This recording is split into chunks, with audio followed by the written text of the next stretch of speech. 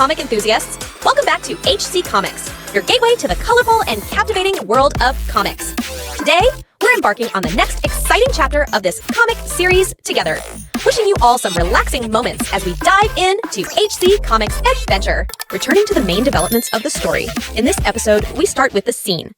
In the previous episode, we witnessed Sejun's fear and panic when he realized that he was on the 99th floor. Then we see Sejun sitting crouched and writing something on the ground with a stick, while all the rabbits and Theo observe curiously. He comments that since they are on the 99th floor, they can't expect help from the outside, and they need to make necessary arrangements to survive here. He also looks up at the cave's hole and says that they need to know about the nearby environment for their safety. Then Sejun turns and asks Theo about the surroundings outside the cave. He wants to know if there are any monsters nearby. Theo, with both arms widened, replies that there are no monsters near the cave, but there is one just a bit further away. Curiously, Sejun asks what kind of monster it is. With a serious face, Theo replies that it's a crimson giant bear. As soon as Sejun hears the name, a chill flows through his spine, as he remembers a giant bear from when the third blue moon appeared and almost killed him. Now, with his whole body shaking in fear, Theo continues with his trembling voice,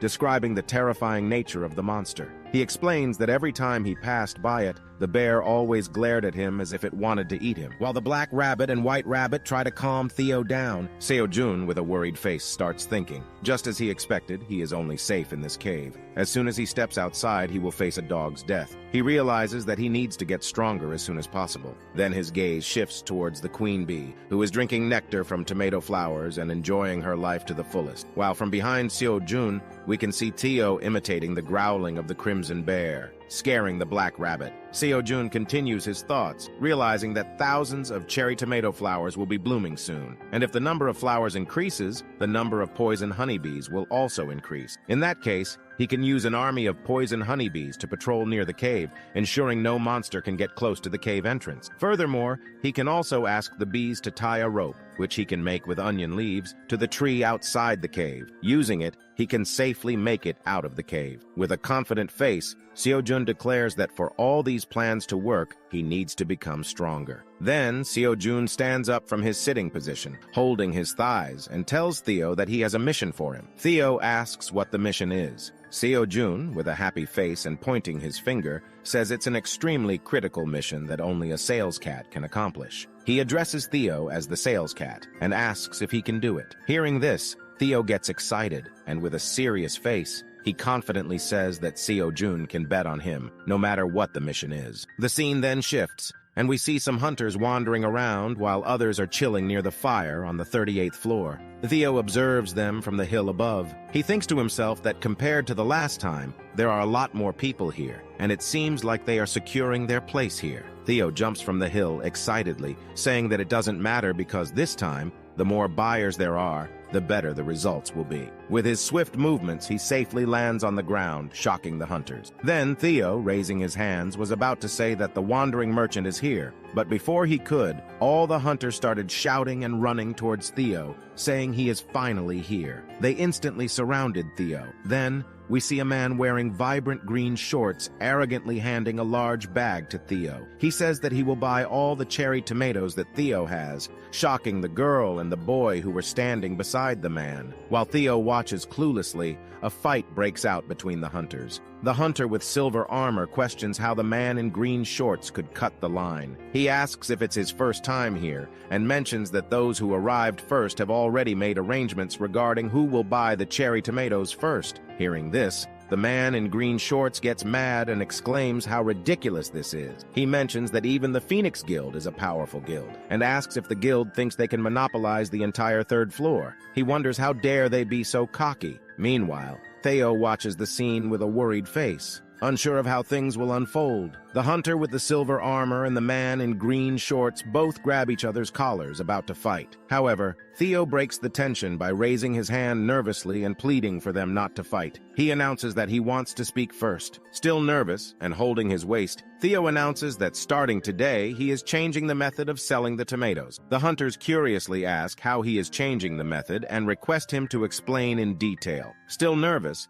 Theo replies that starting today, he will be selling 500 cherry tomatoes in each batch, and the person who pays the highest price will get the tomatoes. Upon hearing this, the hunter with the silver armor and the girl beside him widen their mouths in surprise. Theo continues, saying that those without money can simply leave while holding a bucket full of cherry tomatoes. He shows them the bucket, which is also made up of onion leaves. He adds that the auction begins now, with a starting price of 35 tower coins per piece. Then the scene shifts, and we see Sejun sitting and watching the rabbits work. The black rabbit is also sitting beside Sejun, lost in thought. Sejun realizes that the popularity of the cherry tomatoes outside the tower is higher than he thought. He comes to this conclusion after observing that the hunters tried to win over Theo by giving him cat treats. He is confident that his auction idea will work. Sejun believes that since the supply of cherry tomatoes is low and the demand is high, the rich will be willing to pay the maximum price. This means he will be able to make more profit from the auction. He shares this thought with the black rabbit, who is holding a cup made of onion leaf. Both Sejun and the black rabbit enjoy their cherry tomato honey drink as they discuss their plans. Then, Sejun sips his tomato honey juice and continues, saying that he also has another important mission for Theo. He will be assessing Theo's trading skills through this opportunity.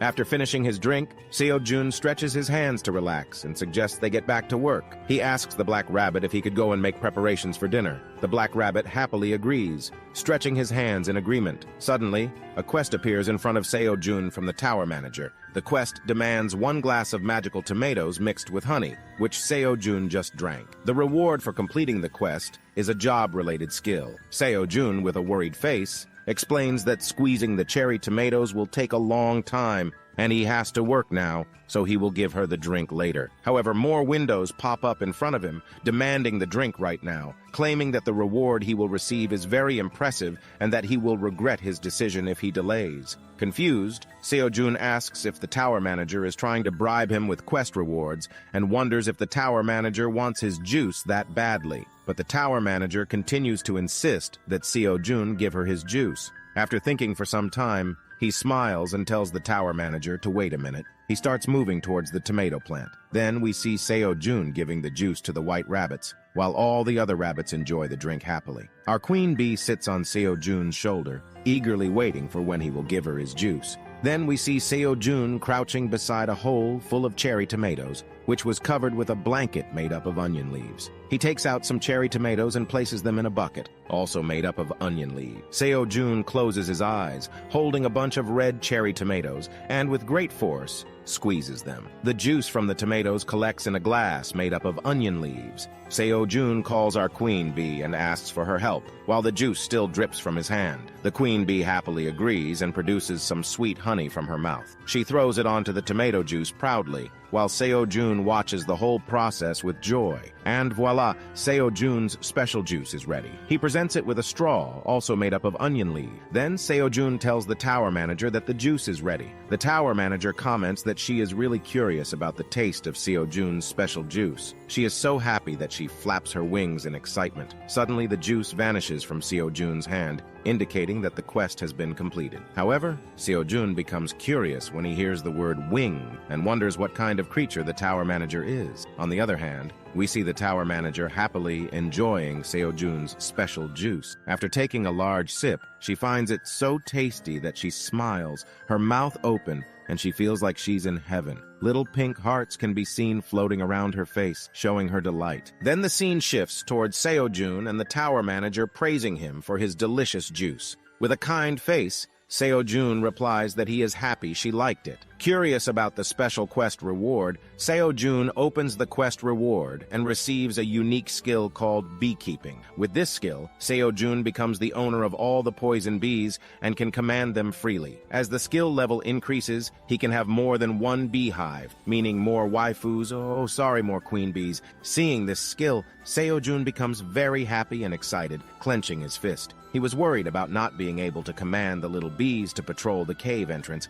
but now, with this skill, every problem will be solved. He looks up at the sky and tells the tower manager that he is very happy and also thanks her. Seeing Sejun happy, the tower manager also feels joy and blushes slightly as Sejun praised her for the first time, her fingers gently circling the glass. She lies on the floor, still blushing and holding her cheeks with her hand. Her other hand continues to circle around the glass as she watches Sejun through her crystal. However, Sejun interrupts the romantic atmosphere by expressing his curiosity. He asks if the tower manager is perhaps a pig with a pair of wings, given her appetite. Upon hearing this, the romantic atmosphere shatters. The tower manager becomes angry and starts shouting at Sejun, calling him stupid, a fool, and telling him to go to hell. Sejun, holding his ears, apologizes, realizing his mistake. As the tower manager's anger subsides, he wonders why she became so furious. Then the scene shifts, and we see the hunters still shocked by the revelation of the auction. Among them, Dong-shik appears to be the most shocked and worried. He realizes that if he can't secure the cherry tomatoes today, his image as a caring father will be destroyed. In a state of panic, Dong-shik breaks the silent atmosphere by shouting that he will start the auction with a bid of 41 tower coins.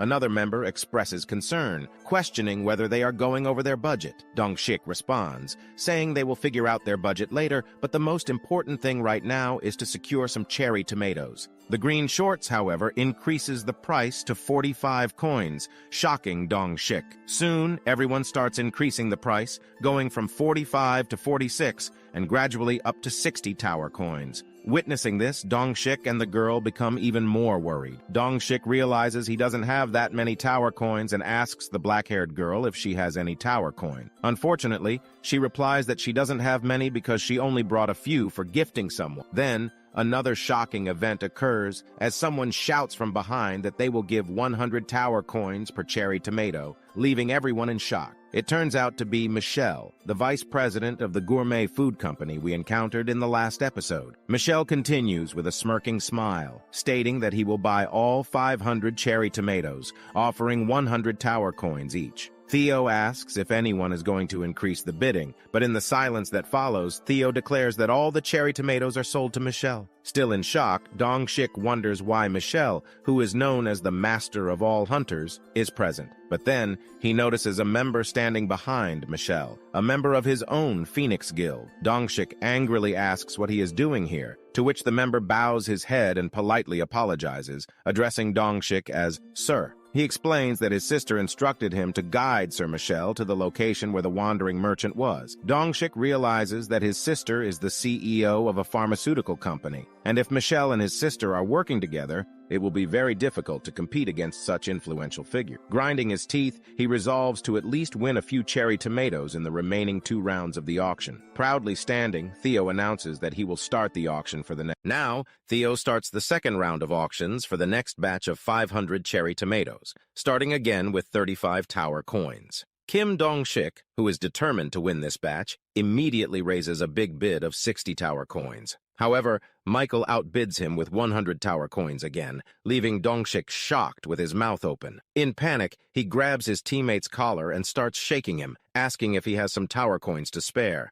The other hunters have already given up on winning against the rich man. Theo counts twice and then declares that the bid was successful, and Michael has bought the second batch of cherry tomatoes too. Then he starts the auction for the third round, but Michael stops him, saying that there is no need for that. He would take the third batch for 100 tower coins too. Michael is buying all 150 cherry tomatoes for 300 coins. Their deal is made, and now Dong-shik is even more shocked and can't process what happened, still holding his teammate's collar. He falls on the ground on his knees, thinking how it was impossible to fight back against a billionaire. His teammate tells him not to be disheartened and that they should aim for the next opportunity. On the other hand, Michael's team has also loaded the tomatoes onto their backpacks, while Michael holds a cherry tomato with a smirking smile watching the tomato. He tells his team that they are going to the first floor immediately. Meanwhile, as Theo is packing up his money, the girl who gave him churu last time and her friend approach him. Upon seeing her, Theo points his finger and says he knows her name. After thinking for some time, he pronounces her name as Buha, but Suha doesn't mind and confirms that Theo is correct. She then offers him some churu and asks if they could take a picture together again today. Suha has brought more churu to give to him. Excited to see his new favorite snack, Theo controls his desires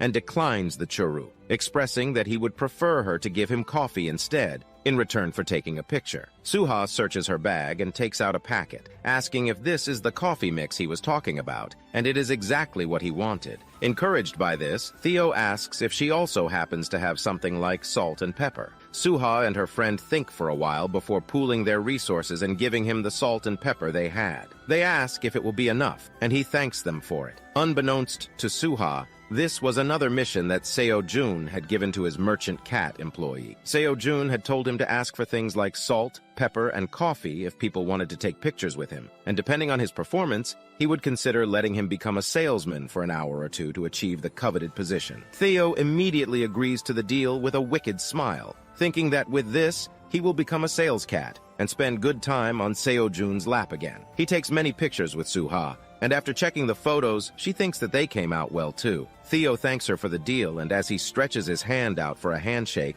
Suha notices his toe bean, and she cannot stop herself from touching and pinching them. They feel really soft and good to her, but Theo asks her what she is doing, and she is startled. Suha explains that she couldn't help it because it felt so good, and she was also going to give Theo the churu in exchange for letting her touch his paws, since that was a very relaxing experience for her. Theo is surprised and asks Suha if he can also touch her big melons, if humans really feel relaxed just by touching his feet, and she confirms that it's true. She flatters Theo, saying that humans don't have those soft and pretty toe beans, and they are lucky just to touch them because cats usually don't like holding hands. This revelation shocks Theo as he realizes he has made another great discovery that he can use to earn more. He thinks that his toe beans are a lucky charm for him. Then, Suha's friend asks Theo if he could take a picture with her too, since she was the one who gave him the pepper earlier. He has no problem with that, and after taking the picture, he moves on to the next step. He puts his hands forward and asks the girl to touch his toes, and in exchange,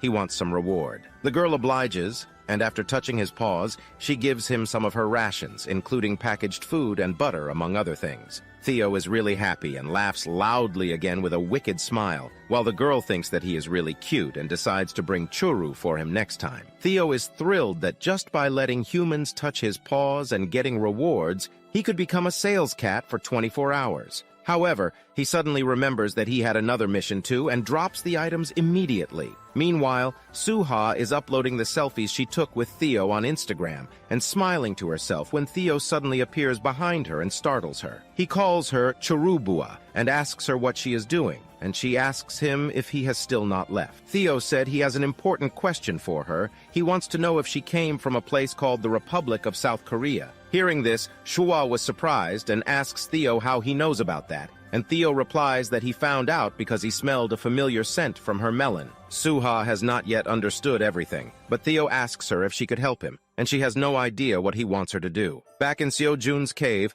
the poison honeybees are collecting nectar from the cherry tomato flowers and pollinating them as Sejun watches over them. They are also collecting the honey they make into his water bottle. For each milliliter of honey they give him, Sejun's proficiency in the beekeeping skill goes up a little. Gradually, as the bottle is half filled, the proficiency increases, and the skill reaches level 2 from level 1. Sejun thinks that it is going well. The honeybee population is steadily increasing, and his beekeeping skill is also leveling up quite quickly. Moreover, the queen bee is laying eggs nowadays after drinking Sejun's special juice, and he has not seen her in a long time and missed her. There are also some ambiguous changes in the description of the beekeeping skill, and he does not know if they will make any difference, but the maximum number of beehives he could own has increased from 1 to 2. He now thinks that if he can split the beehive later, he will be able to own both of them and increase his efficiency. Also, the bottle is about to get full of honey, and he thinks that he will need another container to store it. He would be lucky if he could get a bottle, but he can think about that later. Right now, he has a more important task to do. The carrots are ready to harvest, and Sejun picks one out of the ground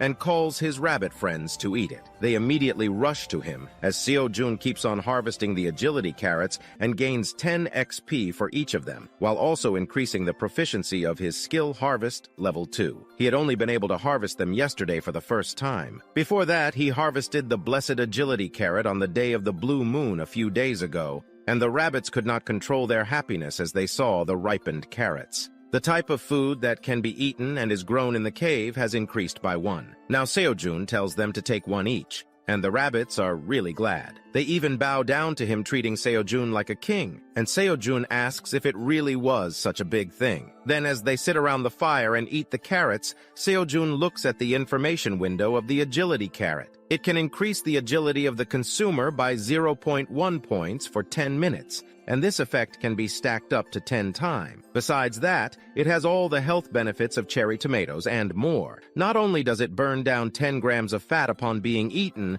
but it also boosts vision. Now, as Sejun eats the carrot, he thinks that since they are even more beneficial than tomatoes, the carrots will be really popular once he has enough to sell them. Sejun finishes eating quickly and then moves to harvest the remaining carrots so that they can be stored. The rabbits also help him, removing the leaves from the carrots and transporting them to storage, and even the black rabbit helps, although he is really not good at farming. He collapses while carrying some carrots, and Sejun asks him if he is already tired, but it turns out that he was just trying to be smart and eat the carrot while lying down. But Sejun catches him in the act, and the father rabbit also beats him for stealing. The storage is almost full, and Sejun decides to stop harvesting the carrots for today and wrap up the job. But then suddenly, there is an influx of system messages telling him that he has gained XP from harvesting the carrots and that he has finally leveled up. Sejun is also surprised to learn that he has already reached level 10. He has acquired a bonus stat for leveling up, and a quest has also been issued. Sejun asks the Tower Master what the quest was this time, but the manager replies that it was not from him this time. This is a job quest that appears when a hunter reaches level 10. One must clear this quest to get the new class traits and move on to the next level. Sejun has heard about the job quests from the hunters in the real world. For normal hunters, it was often combat-related quests, such as monster subjugation. But since he is a farmer, he is sure that the quest will be something different. Sejun opens the quest window and finds that it asks him to expand the cultivable area by 50 square meters. He thinks that this will be easy and gets to it almost immediately. He completes the quest and gets rewards for doing so. He has reached level 11 and acquired 1 bonus stat. Also, he has gained 10 tower coins and 1 job trait as reward. Sejun is really glad that it is over because it was much more exhausting than he thought it would be. He is tired, and so are the rabbits who have already collapsed. But at least he has a good job trait as a reward for his hard work. He can now acquire XP every time he creates 1 square meter of the crop field, and he thinks that it was a good thing he completed the quest quickly as he can gain more experience now. After eating and planting the carrot roots, the field has increased more than he thought it would. Sejun is too exhausted to do anything else for the day, and he tells his rabbit friends that they should also sleep and finish their jobs tomorrow. As he goes to his spot, the rabbits are also heading back to their burrow, but then their parents stop them from coming inside. They tell them that they cannot come in and slam the door in their faces. The rabbits are sad and shocked. 2 of them bang on the door while another one just sits there and cries. Sejun also comes to them after hearing their voices and realizes that they have been kicked out of the house. But they are full-grown adults now, so it is time for them to be independent anyway. The rabbits are not really cheered up by what he said, and Sejun says that it is too late to create new burrows right now, so for today they should just sleep with him. The rabbits cheer up a bit and agree to his plan, and now Sejun sleeps on his bed with his rabbit friends all over him. He laughs, saying that this was also good. Sometimes it feels soft and warm. Meanwhile, at Theo's location, Dongshik is feeling stressed and worried. He knows his daughter will be upset if he fails to bring back cherry tomatoes this time. Suddenly, Suha appears with Theo, surprising Dongshik that the cat merchant is still around. Suha informs Dongshik that the cat has something to tell him. Curious, Theo asks Dongshik if he is the leader of the people who came from South Korea. Dongshik confirms this, but he's puzzled about why the cat is asking. Then Theo proposes a contract with him. He hands Dongshik a piece of paper with the details of their contract mentioned on it. Dongshik reads the contents of the contract, and it states that he must give 50 million won to the family of Mr. Park Sejun, who lives in the Sosa district of Bachan City. Theo adds that they also have to tell Sejun's parents that he is doing well. For their part of the contract, they would be paying Dongshik 50 tower coins, and the better reward is 200 magical cherry tomatoes that Theo hid during the auction. As he puts a basket of cherry tomatoes in front of Dongshik, Dongshik is stunned and cannot believe what he is seeing and started crying. He thinks that with this amount of cherry tomatoes, he will surely win his daughter's heart, and she will call him the best dad ever. He is lost in the imagination of a happy future, and then asks Theo about Sejun. Dongshik assumes that since it was a message for his family, Sejun was a hunter who could not currently get out of the tower. Theo hesitates to give him an answer because Seo-jun has forbidden him to. He wanted Theo to keep his being on the 99th floor secret, and now, as Theo thinks for a while, he comes up with a good cover story. He tells Dong-shik that Seo-jun saved his life on the 40th floor, so he was just doing some errands for him. Even this story is not really helpful in keeping a low profile, and Dong-shik is shocked as he hears about someone being on the 40th floor. No one has yet officially reached the 40th floor, and he asks Theo if the person named Park Seo-jun was the one who discovered these magical cherry tomatoes. But Theo replies that he could not tell him anything more than this. After all, Seo-jun was a great man, and he had many secrets. Dong-shik can only think about a person being alone on the 40th floor. Even if he made a team using only the elite members of their guild, it would be difficult for them to cross the 39th floor. He has not heard about any hunter who got that far in the official records.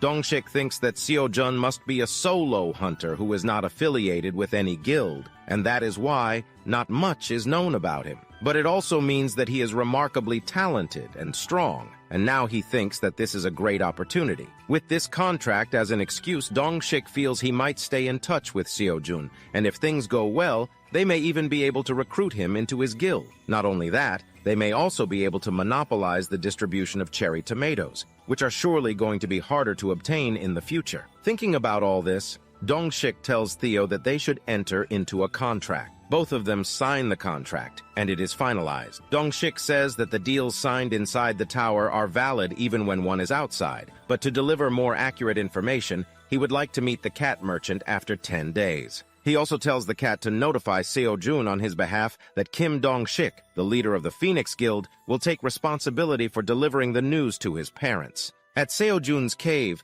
the young rabbits who were kicked out of their house have started making new homes for themselves. As the black rabbit pulls him towards the newly created homes, Seo-jun finds that they are already complete. He is amazed by the houses they have made that look much better than their initial house, and the rabbits are also quite proud. He compliments them, saying that the roof was made of green onion leaves, and the walls looked quite solid too. He thinks that the shovel rabbit and the sickle rabbit must have worked the hardest for this, and both of them are quite happy about their accomplishments. Also, they have made a small room to rest in between work hours, and Seo-jun wishes that he also had something like that. With that, he again compliments the rabbits and pats their head. Then he declares that they should have a housewarming party, and the rabbits are all excited. It had been a few days since the young rabbits moved out of their parents' house, and now they had made their own. While the couple of rabbits were still clinging to each other as they sit to eat a celebration feast, Seo-jun raises a toast for the rabbits who have worked so hard. He's drinking the cherry tomato and honey juice in his tumbler, and the rabbits have made small glasses for themselves using hollowed carrots. Seo-jun pours the juice on the black rabbit, thanking him for always supplying them with such excellent quality fish, and he is quite pleased. Then he compliments the rabbits in general, saying that they are quite smart to think of using hollowed carrots as glasses. Though it was a little small for Seo-jun, it was still fun since he could eat the cup after finishing the drink. But then he notices the rabbit couple getting quite flirty with each other, and as he stares at them, Seo-jun says, "This is quite suspicious." He thinks of the reason they made their children leave and then comes to a conclusion and tells the rabbits that they are soon going to have more siblings. But they don't understand what he wants to tell them. But then, suddenly, a system window opens up in front of him, and it informs him that the seed store has opened. Seo-jun is happy as he finds that today was the due date for the seed that he forgot about, and he excitedly opens the store, wondering what he can buy this time. He has the option to buy 100 strawberry seeds for 0.5 tower coins, 100 potato seeds for 5 tower coins, and 1,000 lettuce seeds for 0.1 tower coin. The thing that excites him the most is lettuce, since he really wants to have some roasted meat wrapped in lettuce leaves. But then he realizes that fish won't cut it, and he has no other meat, so he decides to skip lettuce. With that elimination, only strawberries and potatoes are left, and both are also good options. He has enough money to buy anything he wants, but can only buy one, so he is really confused. But then he decides to go with potatoes since they are not only a great source of carbohydrates, but also quite versatile. Seo-jun selects the option to buy the 100 potato seeds, and 5 tower coins are deducted from his account. Also, he had earned 50 seed store loyalty points, making their total up to 56 points, including those in the past. With that, the cooldown period for the seed store starts again, and now he can access it after 1 month. And then a big sack of potatoes falls from the sky, and Sejun is taken aback because he was expecting it to be another small bag. He barely dodges the potato sack that was about to crush him and says that he was quite scared for a moment there. The rabbits are also shocked, and the husband rabbit is especially furious since his wife was scared. Sejun apologizes, and then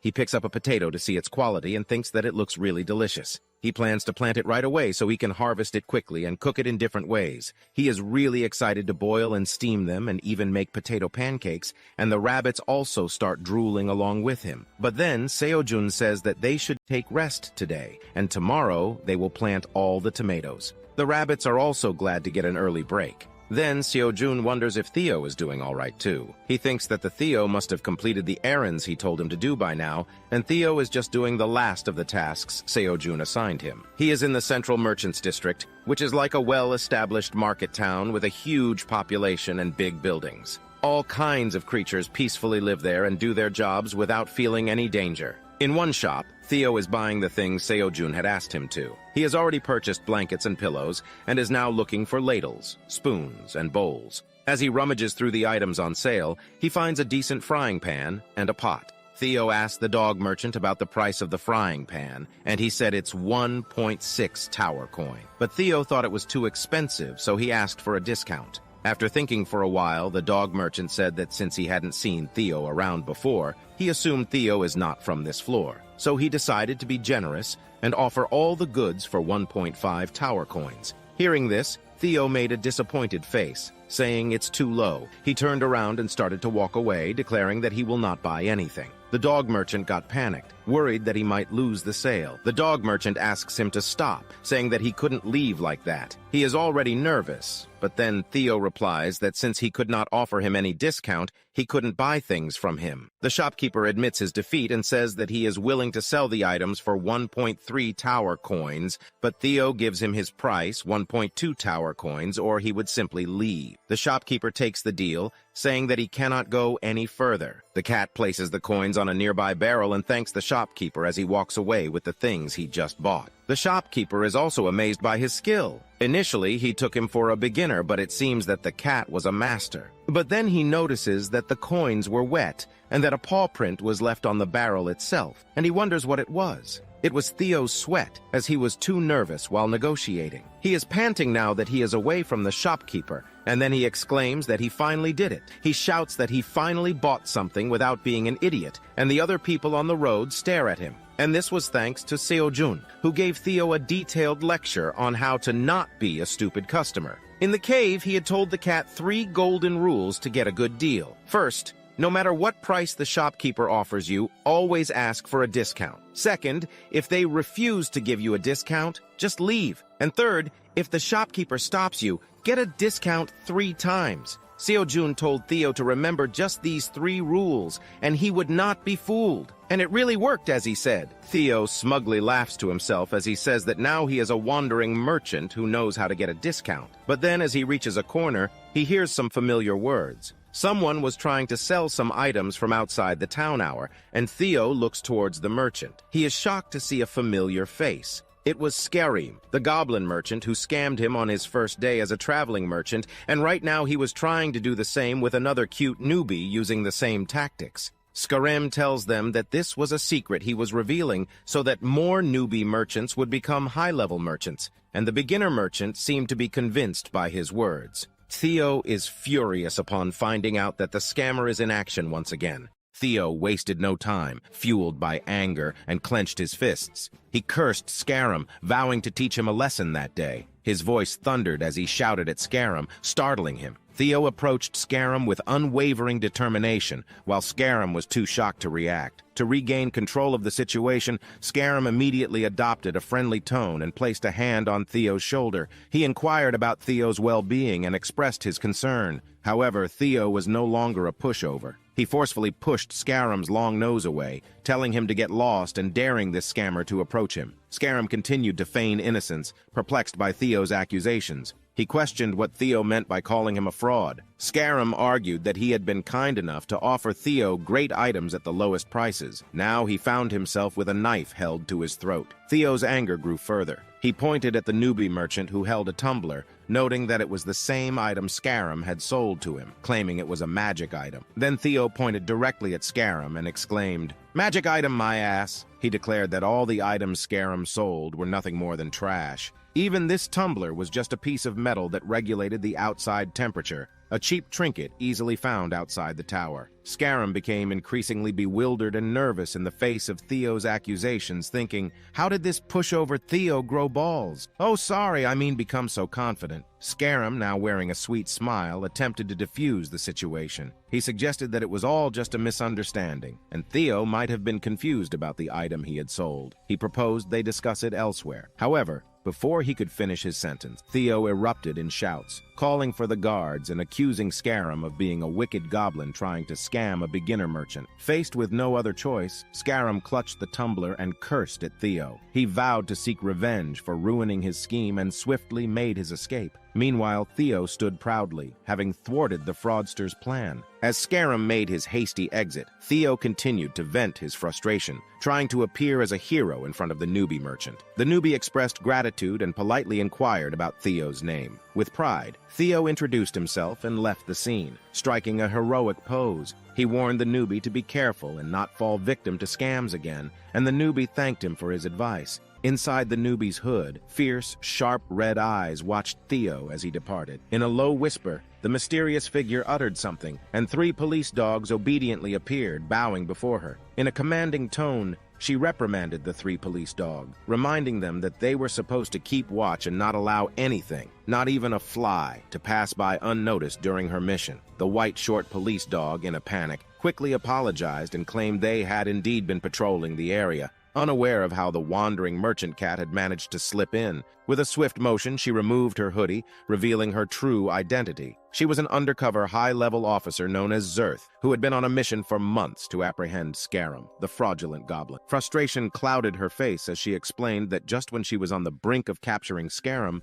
everything had unraveled. Once again, the junior officers offered their apologies to Zerth, but she was unyielding. With a dominating and angry demeanor, she fixed a stern gaze upon them and declared that a simple sorry would not suffice. Instead, they would have to write 100 letters of apology each. As she left, the junior officers were left trembling, fully aware of the consequences of their failure. Zerth couldn't help but dwell on how close she had been to capturing the fraudster Scarum. She also found it irritating that she had to play the role of a fool to deceive Scarum, and all her meticulous plans had been destroyed by Theo. Now she was determined that Theo, the one who had thwarted her mission, would pay the price for his interference. The scene then shifted to Theo, who was strolling happily through the jungle, enjoying a fried fish without a care in the world, seemingly oblivious to the mess he had caused. Meanwhile, Sejun was busy teaching the sickle rabbit how to precisely cut a potato into 4 equal parts. After observing and learning swiftly, the rabbit successfully managed to cut the potato into 4 perfect segments. Sejun proceeded with determination, firmly placing 1 piece of potato on the ground and carefully covering it with soil. The husband rabbit diligently watered the area, ensuring the newly planted potato would have the moisture it needed to grow. With a smirk, Sejun turned to the husband rabbit and asked if he wasn't shocked by the fact that with only 100 potatoes, they would be able to grow 400 potatoes. The husband rabbit listened intently as Sejun went on to explain that he had come across this farming trick on YouTube, originally meant for passing the time. Little did he know that something he had watched just for entertainment was now helping him survive in this unfamiliar world. As Sejun completed the planting process, a notification from the system informed him that he had gained 1 XP for each potato he had planted. After a considerable amount of time and effort, they had finally planted all the potatoes. Sejun cheerfully announced to his rabbit family that since they were done with the hard work, it was time for a sweet potato party. The rabbits were overjoyed and eagerly anticipated the feast. However, before they could begin the party, Sejun had a small task for the baby rabbits. He explained that the upper part of the sweet potato acted as a seed, so they needed to separate it before enjoying the sweet potato. They should then plant the upper part again in the ground for future growth. Upon hearing this, the baby rabbit seemed a bit disheartened and flopped down on the ground. But just then, the warrior rabbit intervened. He pointed out that before Sejun planted the upper part of the sweet potato to increase his experience points, they should simply dig out the sweet potatoes. The rest, like planting the upper part, could be handled by Sejun himself. The rabbits chuckled quietly, covering their mouths in amusement. Their joy was short-lived, though, as Sejun informed them that, to their disappointment, he didn't want to monopolize the joy of planting sweet potatoes that day. He wanted the rabbits to enjoy all the fun. This left the rabbits feeling a bit down once again. After that, all the rabbits enthusiastically began working together. The sickle rabbit and the mother rabbit dug out the sweet potatoes, while the baby rabbits took on the task of transporting them. Despite his initial reluctance, even the warrior rabbit had to do his share of the work. After a long hour of diligent labor, they finally planted all the sweet potato sprouts. As a reward for their hard work, the system notified Sejun that he had successfully created a 500-square-meter sweet potato field. Additionally, he gained 100 experience points, a bonus stat, and leveled up once. Then, something unexpected occurred. First, the husband rabbit raised his hand, followed by the wife rabbit. The husband rabbit, along with another male rabbit, began to sing while pointing their butts toward Sejun. Simultaneously, the wife rabbit and another female rabbit pointed their butts toward Sejun and joined in the singing. As they sang, they moved around Sejun in a circle, leaving him utterly confused. The tower manager informed Sejun that the rabbits were doing a cheerful dance in anticipation of a good sweet potato harvest and were preparing for their party. It was a celebration before the harvest, a tradition among the rabbits. Sejun wasted no time and sat down on the ground to start harvesting the sweet potatoes while the rabbits continued dancing in the background. As Sejun carefully removed the dirt from the ground, a bright golden light suddenly emitted from the area where the sweet potatoes were growing. The light was so intense that everyone had to shield their eyes. When the light finally faded, something astonishing had occurred. The sweet potatoes were now a radiant golden color. This left Sejun in a state of shock. Upon examining the properties of these golden sweet potatoes, he discovered they were called sweet potato pumpkins of the sun. They were a mutant variety of sweet potato, and when consumed, they provided cold resistance for 24 hours, helped burn fat, and improved health. Furthermore, the system notified Sejun that he had successfully cultivated a new breed of sweet potato, leaving him in a state of shock. Then the scene shifted to Dongshik as he got out of his car, holding a parcel and gazing at a building. He remarked that it must be Sir Sejun's house. Meanwhile, Sejun and the rabbits were still amazed by the golden sweet potato. Sejun received numerous system notifications, acknowledging various achievements. However, the most important skill he acquired was the exclusive rights to the crops he grew. This skill brought genuine happiness to Sejun, as it meant that outside the tower, no one could grow these crops without his permission. He now had the power to monopolize his crops. After replanting the golden sweet potato in the ground, Sejun explained that although he would love to taste this new crop, he needed to ensure it reached maximum ripeness first. He then stood up with excitement, raising one hand in the air and cheered with the rabbits, encouraging them to continue digging sweet potatoes. As they worked, the husband rabbit and wife rabbit held each other romantically, watching the scene. One by one, Sejun dug out the sweet potatoes while the baby and warrior rabbits helped transport them. Finally, after a long hour of hard work, they completed the task. Sejun wrapped the sweet potatoes in onion leaves and placed them beside the campfire to cook. After some time, he poked a sweet potato with a stick and, upon pulling it out, confirmed that it was ready. Gently, Sejun, along with the other rabbits, blew air on the sweet potato to cool it down. As Sejun broke the sweet potato open, its delightful scent filled the air, making the warrior and baby rabbits' mouths water. As the rabbits ate the sweet potatoes with sparkling eyes, Sejun noticed that the husband rabbit was eating them so quickly that one got stuck in his throat. The wife rabbit patted his back, trying to help him. Witnessing this innocent scene, Sejun laughed heartily, a sound that hadn't been heard in a long time. The tower manager expressed her eagerness to taste Sejun's special food, her mouth practically watering with saliva. Sejun generously handed over 10 sweet potatoes to the tower manager, who thanked him graciously. Staring at the remaining sweet potatoes, Sejun suddenly had a great idea. He called the scythe rabbit over to assist him. Meanwhile, the tower manager carefully peeled the top of Sejun's special potato and savored it, closing her eyes and savoring the delightful taste. The potato was so tasty that she didn't even realize when she had eaten them all. She watched Sejun through her crystal ball, her lips linking together and her claws touching each other in acute reaction. She wondered if she should ask for more of Sejun's special potato. As she observed Sejun, the tower manager noticed something new. Sejun was placing the sweet potatoes, chopped into small pieces, onto a mat made up of onion leaves. After arranging them, Sejun commented that once they were ready, they would be super delicious. He then commanded the sickle rabbit to chop one more sweet potato. Happily, the sickle rabbit tossed the potato into the air, and with swift precision, instantly chopped it into equal small pieces. Sejun praised the rabbit, holding a piece of sweet potato and marveling at how evenly they were chopped, almost like a machine. The tower manager couldn't help but ask why Sejun was chopping the delicious sweet potatoes and throwing them on the ground. Sejun explained that he wasn't throwing them away,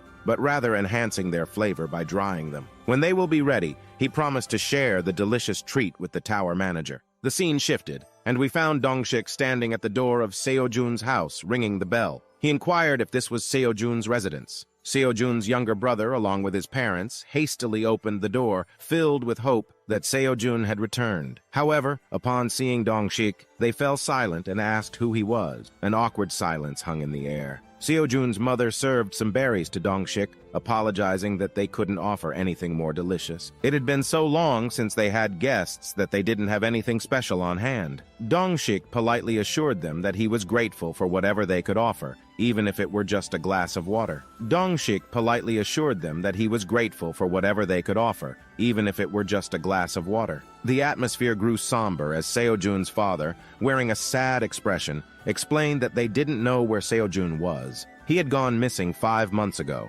Dongshik responded by explaining that he wasn't actually looking for Sejun. He then handed over his card and apologized for not introducing himself sooner. He introduced himself as Dongshik, the leader of the Phoenix Guild's 5th team. Suddenly, Sejun's younger brother, with a shocked expression, jumped to his feet and ran to his father, exclaiming that it couldn't be the same Phoenix Guild he was thinking of. This startled his father, and as he examined the card, his hand began to shake. It was indeed the Phoenix Guild, the top guild in Korea representing the country. Dongshik, still feeling a bit awkward, tried to downplay his significance, but the entire family was in an uproar.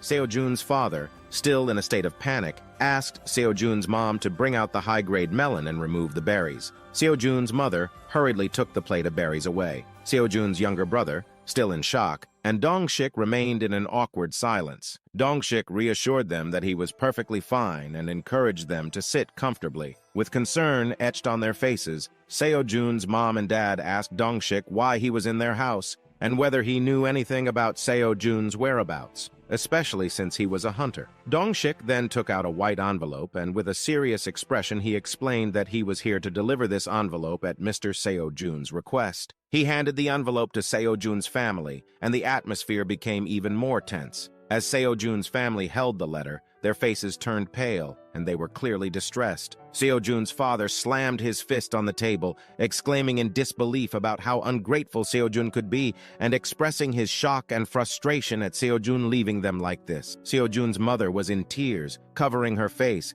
while Sejun's younger brother seemed utterly devastated. To clear up the misunderstanding, Dongshik quickly clarified that the letter was not a will and that Sejun was not dead, as they might be thinking. Tears still welled up in Sejun's father's eyes as he opened the envelope, expecting something else entirely. To his utter surprise, it wasn't a will but a check for 50 million won, which equated to about $37,000. This unexpected turn left Sejun's dad in a state of shock. Dongshik continued, explaining that Sejun had urgently entered the tower and wanted to convey that he was well. Sejun had asked Dongshik to deliver the check to his family. Hearing this, some of the worry in Sejun's family began to dissipate. Suddenly, Sejun's father couldn't contain his excitement. He shouted joyfully while holding the check high, expressing his pride and confidence in his son. He exclaimed that Sejun was indeed smart, just like him, and that he knew his son would achieve great things wherever he went. Meanwhile, Sejun's mother and brother were still trying to process the situation, their confusion evident. Sejun's mother, still concerned, asked if Sejun was truly doing well. She wondered why he hadn't come to deliver the check in person. Dongshik explained that Sejun couldn't leave the tower due to an ongoing quest. He reassured them that some quests could take years to complete, so there was no need to worry, and Sejun was safe. Dongshik then turned to Sejun's younger brother and asked if he was Seodol, to which Seodol replied affirmatively. He then politely asked Dongshik to talk with him more comfortably. Then, With a serious expression, Dongshik inquired further about Sejun's disappearance. He mentioned that he had heard from Sejun's parents that he had gone missing for 5 months. Dongshik wanted to know if Seodol had any idea about when and how Sejun had entered the tower. In response, Seodol explained that Sejun had vanished suddenly 5 months ago. Despite inquiring with South Korea's Hunter Association, they couldn't find any records of Sejun entering the tower or awakening as a hunter. Dongshik suggested that there might have been an error and promised to visit the association himself to investigate further. After hearing the whole story, Dongshik entered into deep thought. Sejun's family claimed that he had entered the tower about 5 months ago, yet there was no official record of his entry. Furthermore, it remained a mystery how he managed to climb all the way to the 40th floor, especially given that, in the 10 years since the tower had appeared, no one had reached beyond the 38th floor. If Sejun had truly reached the 40th floor alone, he would be an unparalleled genius. In the midst of his contemplation, Seodol asked Dongshik if there was any way he could also enter the tower and become an awakened being. He believed that he possessed talent similar to Sejun's. However, Seodol's father swiftly scolded him, delivering a light punch to his head. He emphasized that Sejun was toiling tirelessly inside the tower, fighting monsters without rest or proper meals, while Seodol was causing trouble on the outside. Dongshik supported the father's words, explaining that becoming a hunter was an incredibly perilous occupation, where one's life could be in danger at any moment. He added that the association typically recommended only one person per family to become a hunter, which seemed to calm Seodol down. After some time, Dongshik decided it was time to leave. However,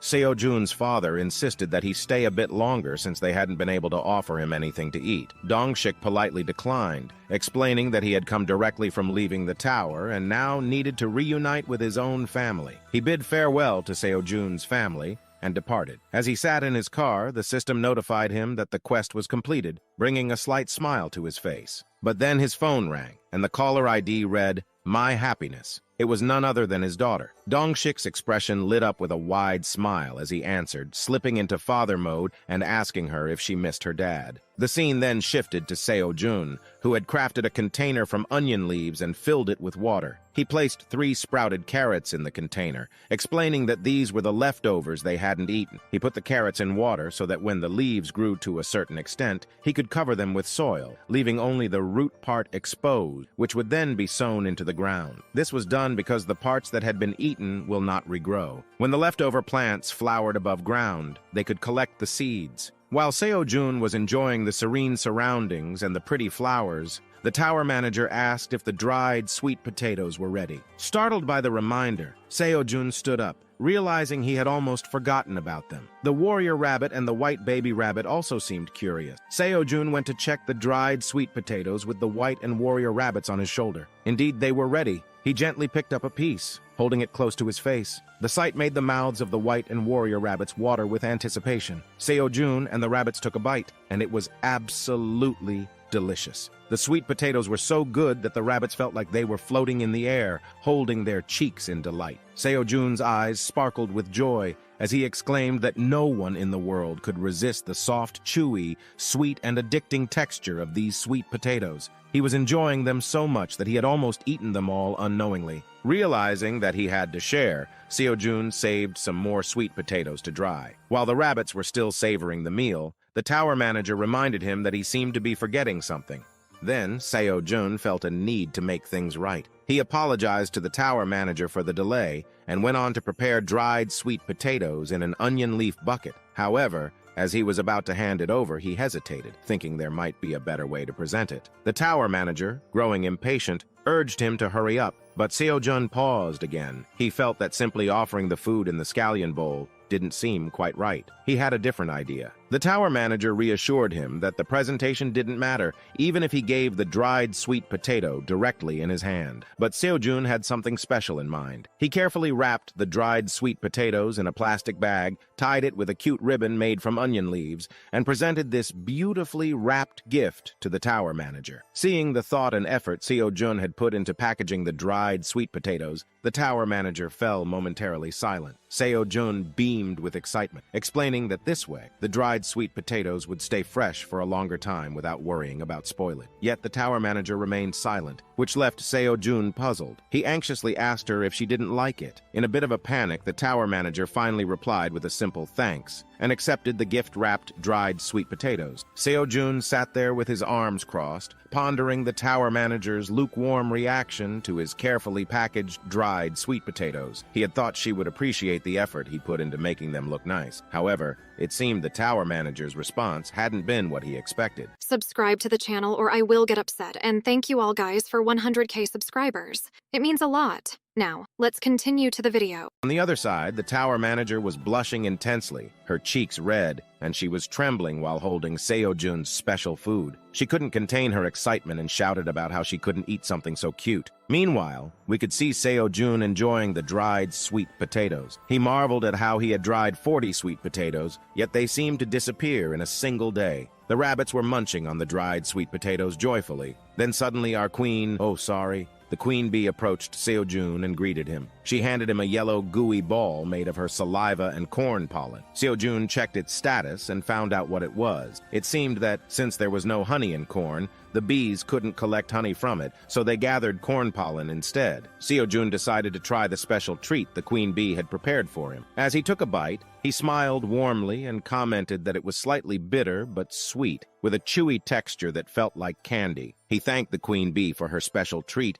and she couldn't help but feel happy. Suddenly, the queen bee took charge, commanding all the little bees to gather around. She stood proudly, her chest held high, as the little bees brought Seo-jun a bunch of special treats that she had prepared. Seo-jun happily accepted these gifts. However, just as things were getting merry, Theo came jumping and shouting that he was back. But as soon as he laid eyes on the queen bee, he instinctively got into a defensive posture. He was still quite scared of her. Seo-jun assured him that the queen bee was on their side. Still skeptical, Theo cautiously approached the queen bee. To everyone's surprise, the queen bee offered Theo some of her special treats. However, Theo's fear of pollen overcame his desire for treats, and he clung to Seo-jun's leg, saying he hated pollen. Seo-jun tried to pry Theo off gently, explaining that his clothes were his only set, and if they got damaged, he'd have to go around naked. The queen bee couldn't help but hold her mouth with her hand, cheekily laughing at the scene. After calming down, Seo-jun addressed Theo as Sales Cat Theo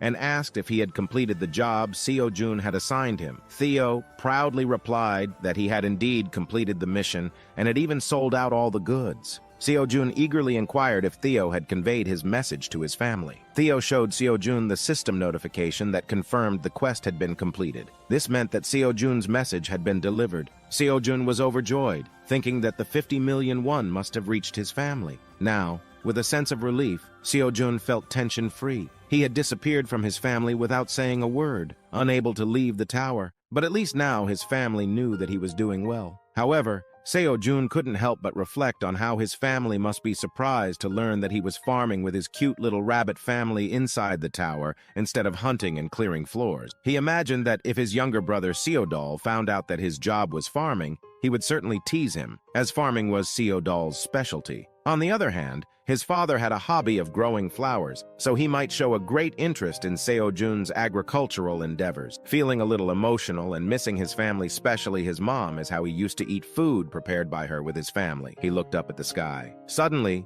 the warrior rabbit grabbed Seo-jun's leg, startling him. Seo-jun looked around and noticed that all the rabbits, Theo and the queen bee, were looking at him, trying to comfort him. It worked, as Seo-jun patted the warrior rabbit with his right hand, and Theo with his left, wearing a warm smile. The queen bee sat on Seo-jun's head, hugging it and patting him gently. It was truly an emotional moment for Seo-jun, who himself acknowledged that they were like his family. Then Theo, with one hand on his pouch, mentioned that he had used 50 tower coins for the contract and 14.2 for the errand, leaving him with 208.8 tower coins. Seo-jun was left shocked, holding the large pouch of tower coins, while Theo proudly stated that the things Seo-jun had taught him were indeed useful. But the surprises didn't end there. Theo emptied his pouch, revealing modern cooking equipment. Seo-jun was left speechless as he held a frying pan, unable to believe that he was seeing one after so long. Meanwhile, the warrior rabbit was watching the pan intently, and one baby rabbit had stuck its head into a saucepan adding a touch of humor to the moment. Then, Sejun finds that even the cast iron pot has an information window, and its own item marks since it was made in the tower. He finds that the item was ranked D, and its manufacturer detail was disclosed. He asks Theo about the last part, but before he can get an answer, he spots a dagger on the ground. As he picks it up, he feels like he's inside the tower for the first time in ages. His eyes gleam with wonder and excitement as he says that this was his first weapon ever since he came inside the tower. The information window of the dagger does not tell him much and is full of question marks, but it mentions that the dagger was an E rank, and only those with strength above 5 and a level above 10 could wield it. Sejun is curious about the question marks, and he asks Theo where he got the dagger from. But Theo is busy playing with the rabbits with a paper wind toy. Theo revealed to Sejun that he found the dagger in a lottery shop and thought Sejun might like it as a gift. Sejun, intrigued, examined the dagger more closely, hoping to learn more about its properties. However, when he checked the status window, it displayed only question marks. The only information he could glean was that he met the necessary criteria to use the dagger. Sejun contemplated trying out the dagger, but the tower manager intervened. She cautioned him that this dagger was an unappraised item, which was why its information wasn't visible. Using an unappraised item could be perilous. However, she offered to appraise the dagger for Sejun. 2 new quests appeared, one to send the dagger to the tower manager for appraisal, and another to send roasted sweet potatoes as a gift to the tower manager as part of the appraisal process. Sejun found this situation suspicious. As far as he knew, using unappraised items usually didn't result in any harm. Unappraised simply meant the item's rank was unidentified, and it could be either good or bad. Despite his reservations, the tower manager seemed a bit panicked, insisting that Sejun didn't understand the potential risks. Eventually, Sejun agreed to proceed with the quests. However, the tower manager's next action surprised him. The system notified Sejun that the tower manager was wiping her saliva, and Sejun catches her red-handed, saying he knew it, but he lets it slide and decides to do the quest. First, he handed over the dagger for appraisal. The tower manager employed her appraisal skill, concluding that the dagger was not a harmful item. Then, as Sejun presented the dried sweet potatoes, the manager returned his dagger to him. Sejun, now in possession of the dagger, proceeded to read the information inscribed upon it. The dagger bore the name Eyes' Training Short Dagger, and had been employed by the Ranger Eyes of the Red Mountain during his childhood training days. Sejun couldn't help but be astounded by the information he had gleaned about the dagger. The mere fact that it was a named weapon was a rarity in itself, and even the most modest of named weapons in the world outside the tower could fetch prices of at least 50 million won. Sejun was left in awe, contemplating Theo's remarkable ability to acquire such an item through the lottery. It was becoming increasingly evident that Theo possessed a keen talent for locating valuable and practical items. Then we see Theo and the baby rabbit enjoy their churu treat, and Sejun takes a moment to inspect his farms. Suddenly, he assumes a fighting stance and uses the newly acquired dagger to slash at the onion plants in front of him. The dagger proves to be quite sharp, and he turns to the rabbits asking for their thoughts on his newfound skill. They respond by clapping their tiny paws, and Sejun can't help but smile with pride. Theo, noticing Sejun's satisfaction with the dagger, inquires if he likes it. Sejun expresses his genuine admiration for the weapon, acknowledging that Theo made an excellent choice. However, Theo becomes irked when he hears his name used instead of his title, Sales Cat Theo, which Sejun had promised to give him in return for completing the missions. Sejun quickly corrects himself and addresses Theo properly. Theo, still maintaining his air of arrogance, accepts the apology and informs Sejun that he'll let it slide this time. He then playfully pushes Sejun's hands away. In a surprising turn of events, Sejun notices that despite Theo appearing as a naive pushover at times, the cat actually possesses adorable golden paws. Before he knows it, Sejun starts playing with Theo's paw pads, finding him incredibly cute, and even begins making funny faces. Annoyed by Sejun's fascination with his paws, Theo questions what he's doing. Sejun playfully responds that Theo's paws look incredibly adorable. He then holds Theo in his lap and offers him another pack of churu. However, the warrior rabbit is looking a bit downcast as Theo is getting all the attention. On the other hand, Theo is overjoyed and celebrates internally, considering that, in the end, even Sejun, as a human, can't resist the undeniable superiority of his paws. He chuckles, arrogantly urging Seo-jun to hurry with the treat. But Seo-jun doesn't appreciate Theo's attitude and begins to suspect something fishy. Silently, he picks Theo up and places him on the ground, stating that Theo's 1-hour shift as the sales cat is over. The warrior rabbit tries to contain his laughter. Panicked, Theo clings to Seo-jun's leg, pleading for more time as the sales cat. However, despite Theo's numerous requests, Seo-jun remains firm in his decision. With no other choice, Theo angrily decides to reveal his secret weapon. He places his hand on the pouch and asks Seo-jun to take a look at the other items he possesses. As he empties his bag, modern food items start spilling out, leaving Seo-jun trembling with excitement. Seo-jun excitedly crawls on the ground, holding salt, while Theo proudly brags about how he obtained these seasonings as a reward for taking pictures. Seo-jun pours a bit of salt into his hand, and as he tastes it, he's overwhelmed by the salty flavor, something he hasn't experienced in months. Curious, he smells and tastes the other seasonings, savoring the spiciness of the pepper, the rich flavors of various spices, and the depth that these seasonings bring to his food. He can't contain his excitement, exclaiming about the newfound flavors. However, the warrior rabbit, after tasting the salt, doesn't seem to enjoy it, as it's too bitter for his liking. Theo takes this opportunity to ask Seo-jun if he believes he deserves to be the sales cat now. He requests to be the sales cat for 2 hours in exchange for these items.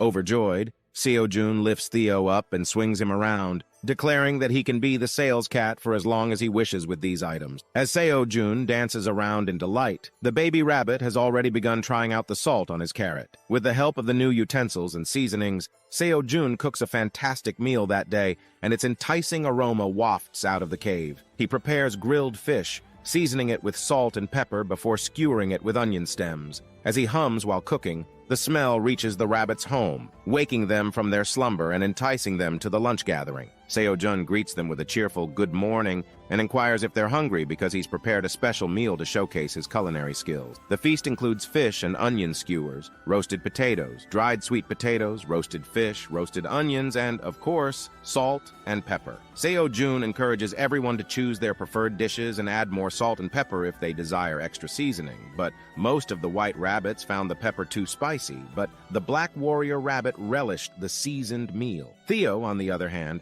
was still sleeping when Seo-jun respectfully woke him up for breakfast. Seo-jun asked how Theo wanted his roasted fish seasoned, but this question irritated Theo. He hissed at Seo-jun, emphasizing that no one should play around with food by adding anything to it. Theo chooses to sit on Seo-jun's lap and enjoys his plain roasted fish. Seo-jun, still a bit frustrated, tells Theo that he doesn't understand the greatness of salt and pepper. After their hearty breakfast, Seo-jun and the rabbits return to their daily work, harvesting potatoes. Seo-jun used his named dagger to cut the tomato bunches, and to his surprise, not only did his farming skill increase, but his levels and dagger skills improved as well. He was shocked to discover that cutting crops with the dagger had a similar effect to defeating monsters and increasing his dagger skill. Seo-jun realized that a B-ranked named item like his dagger was indeed a wonderful tool, and he was determined to work hard and quickly increase his proficiency with it. After harvesting a bunch of cherry tomatoes, Seo-jun handed them to Theo,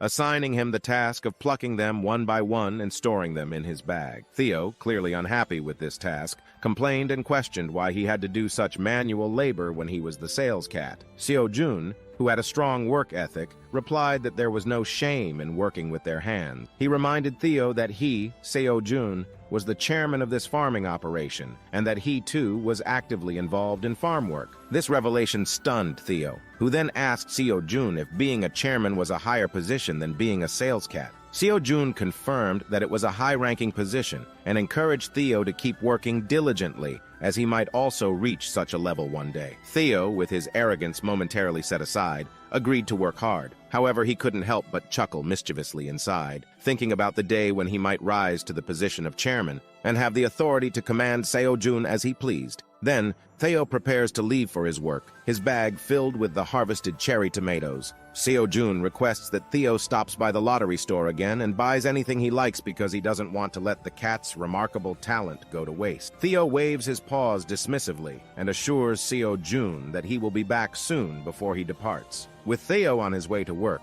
Seo-jun could now focus on harvesting the remaining cherry tomatoes in the row. His efforts were rewarded with 90 XP for picking 6 tomatoes at once, a 50% increase from the usual amount. He couldn't help but wonder why the XP gain was so high, and the answer became clear as he read the information window about the cherry tomatoes he had just collected. The reason for the high XP gain was that these tomatoes were of rank D. They were no ordinary tomatoes. Each D-ranked tomato could break down 20 grams of fat when consumed and boost stamina by 0.2 for 10 minutes. Their shelf life had also extended to 60 days. Sejun was astonished to see how upgrading the crop from E-ranked to D-ranked nearly doubled all its attributes. What's more, these D-ranked tomatoes were even tastier than the previous ones. Sejun wondered if there were more crops like this waiting to be discovered. He had recently leveled up significantly, becoming a D-ranked tower farmer. He suspected that all the crops he cultivated after leveling up had grown to D-rank. He pondered about how he could have introduced the D-ranked potatoes to the market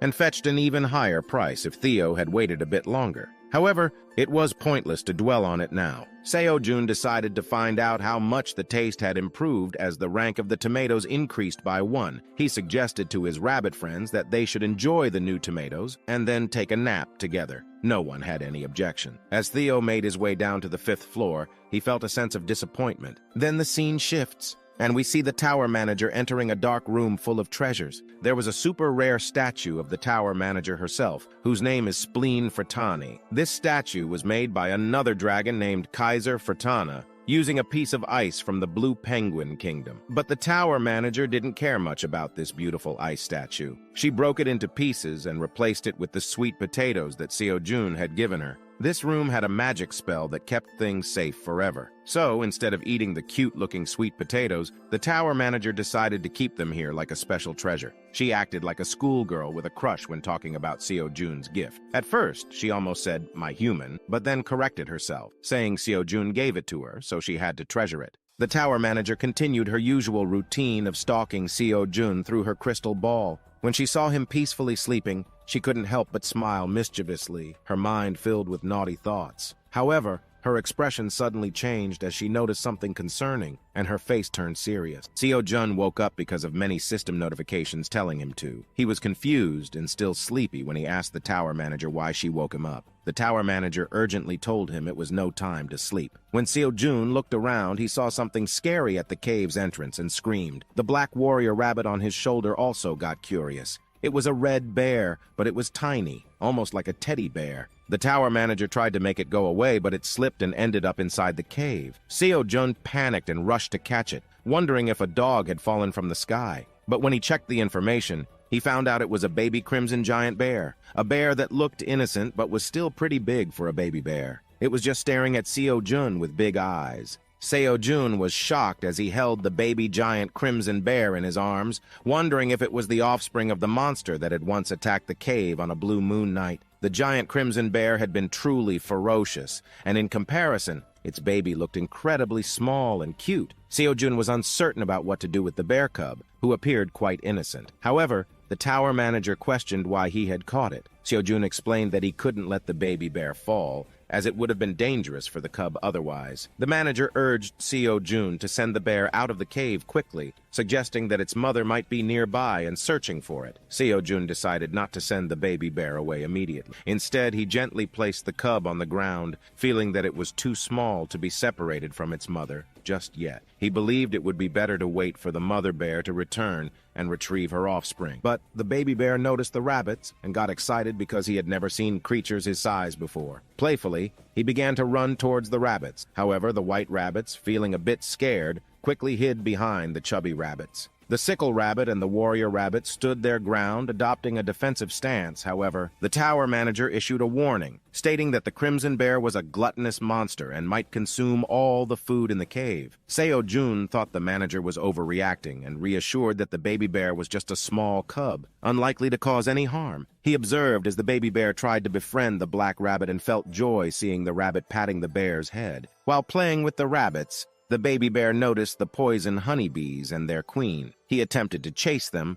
but the small honeybees perceived him as a threat to their queen. which made them aggressive. They glared at the baby bear and pursued it, causing the cub to become frightened and run to Sejun for protection. Clinging to Sejun's feet, the bear sought comfort, and Sejun spoke to the bees, explaining that the baby bear was not an enemy and should not be attacked. He then reassured the bear, explaining that the bees had reacted aggressively because of its sudden approach, and urged it not to cry. Sejun then asked the baby bear if it had rushed towards the queen bee because she is thick, because he had smelled something nice from her. However, the baby bear could only respond with cries, unable to provide a verbal answer. Seeing the cub in such a pitiful state, Sejun requested a favor from the queen bee. Although she initially resisted, the queen bee reluctantly agreed with a sigh. The queen bee prepared her special juice and gave it to the baby bear, placing it gently in his little hand. The baby bear's face lit up with joy as he received the sweet treat. He stared at the special juice for a moment, and Sejun encouraged him to take a bite. With excitement, the baby bear began licking the special juice, savoring its delicious taste. The chubby bear companions patted the baby bear's head affectionately, sharing in his happiness.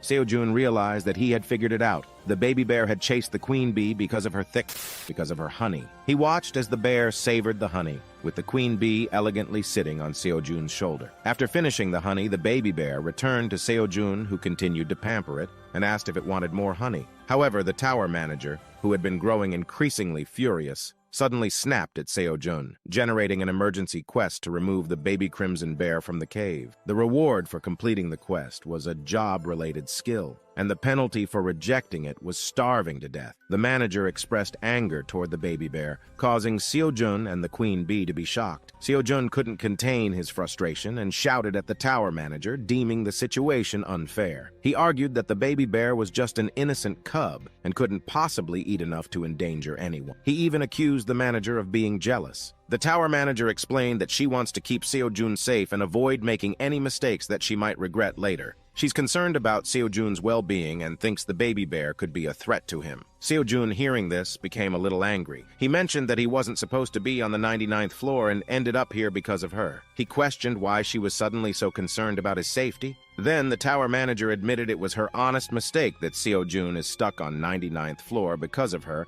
and asked Sejun to please listen to her order just this once. Hearing this, Sejun hugged the baby bear and mentioned that coming into the tower was a mistake too, which made him sad. It was the first time that the rabbits and bees saw him so down. However, the tower manager eventually gave up after seeing how gloomy Sejun and his friends looked, telling him he could do as he pleased. Sejun wasn't pleased either, and questioned why the manager was so worried about the little monster eating. He agreed to a compromise, saying he'd send the baby bear outside when the time was right. He lifted the baby bear, who was sleeping peacefully, and decided to let him stay in the cave for the day and send him back tomorrow. The next day, while everyone was still fast asleep, the baby bear woke up unusually early, his little mind set on a secret mission. After a while, the black rabbit awoke from his slumber, and as soon as he opened his eyes, he was struck with utter shock. His mouth hung wide open, and he began to scream in surprise. The commotion jolted Sejun awake, and he quickly realized that the baby bear was nowhere to be seen. Rubbing his eyes and yawning, Sejun scratching his little pee-pee, he made his way over to where the rabbits were gathered, their voices filled with anger and astonishment, and he was shocked by what he saw. There were half-eaten carrots and sweet potatoes scattered on the ground, and one of their storage areas was empty. The baby bear was rummaging through the remaining stores for more food, looking confused about what he had done wrong. Sejun was devastated, but the rabbits were furious. The black rabbit even grabbed his hammer, ready to scold the baby bear, while the others scolded him verbally. Sejun checked the remaining stores and found that 1/3 of their sweet potatoes and carrots had been eaten or damaged. After being scolded by the rabbits, the baby bear ran to Sejun and started crying. Sejun picked him up and realized that the baby bear had grown twice in size overnight, becoming much larger and heavier. Sejun remembered that plants and animals inside the tower grew at a different rate, and he wasn't surprised anymore. But he also remembered the tower manager's warning that the baby bear could eat all their food. He realized he should have listened to her. The manager sent Sejun another message, explaining that baby crimson bears were the biggest gluttons in the tower and could eat up to 100 kilograms of food every day if available. Sejun realized his mistake and asked for the manager's forgiveness, and the tower manager responds that she doesn't mind anymore since Sejun has apologized. Sejun then mentions that he thought the manager was jealous because he fed the baby bear cub. The tower manager clarifies that what's important now is to send the baby Crimson Bear away. Sejun agrees but wonders how to do it. Suddenly he gets a brilliant idea. He makes a rope out of onion leaves and ties it around the baby bear like a harness. After preparing everything, Sejun asks the team of rabbits outside the cave if they are ready. They are all set to help get the bear cub out. Using the rope, with the other end secured to a tree outside the cave, they begin pulling the bear cub up. Everyone, except the mother rabbit and the worker bees, puts in their full strength. Sejun encourages them, and slowly but surely, the baby bear starts coming out of the cave. However, once outside, the bear cub begins to struggle. He doesn't want to leave. He starts crying. Sejun offers him some honey to calm him down and explains that he should go back to his mom now. The honey helps soothe the bear, and he stops resisting being pulled up. Sejun and the queen bee wave goodbye as the baby bear cutely exits the cave while enjoying the queen bee's special treat. The bear also waves his hand, bidding his farewell. Then the quest to send him out is completed. The tower manager rewards Sejun with a skill called Seed Gathering Level 1, which slightly increases the chance of obtaining better seeds from harvesting crops. The bear cub is dropped off by the rabbits, and as they return to the cave, all of them are tired. Sejun commends them for their hard work, but then everyone feels hungry at the same time. Seeing their supplies depleted, he asks them if they should eat cherry tomatoes today. But then a few days later, something unexpected happens. Sejun and his rabbit friends are greeted by a giant bear that casts its shadow inside the cave, with the baby bear in her giant hands. It's the exact same bear that tried to attack Sejun on the blue moon. Everyone is shocked and afraid as they look upward with open mouths. The baby bear had invited his mama, the giant crimson bear. Now Sejun is sweating profusely as he imagined the mama bear angrily picking him up and scolding him for kidnapping her child for a full day. He fears that she won't forgive him and will eat him. Helpless against her enormous size and strength, Sejun begins to wonder if he will die here without ever seeing his family again. With fear gripping him, Sejun gets down on his knees and begs the mother bear to spare him, emphasizing that he's not tasty at all because the only thing he eats is tomatoes. However, much to Sejun's surprise, the mama bear appears puzzled rather than angry. The tower manager intervenes and explains that the mama bear isn't interested in eating Sejun. Instead, she conveys that the baby bear wants Sejun to provide her with the queen bee's special saliva-mixed honey to feed her cub, as the little bear loved the taste, and was begging his mother for it. Sejun takes a moment to process this unexpected turn of events. He realizes that the bear mom isn't here for herself, but for her cub. As the mother bear growls loudly, the black rabbit covers his ears, and the tower manager translates that the mother bear intends to protect the surrounding area in exchange for the honey. Relieved, Sejun and his rabbit friends are no longer in fear. He assures the giant crimson bear that he will provide her with the honey. The tower manager instructs Sejun to climb onto the mama bear's massive paw. He happily complies and settles onto the bear's paw. With a gentle motion, the giant bear slowly lifts him out of the cave. Sejun looks back at his well-tended farms inside the cave from this unique vantage point and feels a wave of nostalgia. He silently thanks his crops, which have thrived in the cave, and sustained him during his time there. As he emerges from the cave, Sejun is momentarily stunned by the brightness of the outside world. Gradually, his eyes adjust, revealing a breathtaking sight. He can't help but exclaim in amazement as he takes in the vast expanse of the tower. In the center, there's a towering structure aglow with light, and a vast mountain range stretches outward from it towards his location. Sejun realizes that he's quite far from the central tower, making the mountains appear small and relatively barren from this distance.